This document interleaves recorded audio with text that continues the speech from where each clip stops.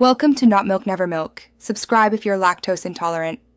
You need XL candy before powering any Pokémon past level 40. Once you're eligible, start earning it immediately. Catch high Roman 4 and keep their species.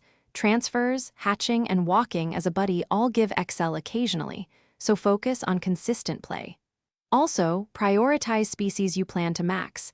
XL is rare, so conserving it matters. Once you have a target and some XL, move to the next step.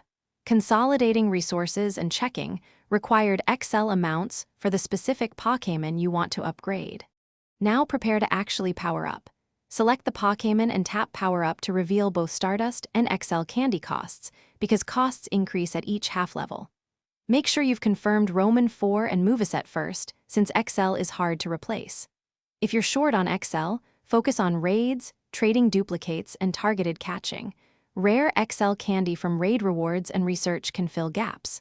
Once you meet the cost, use Stardust plus the indicated XL candies to raise the level incrementally.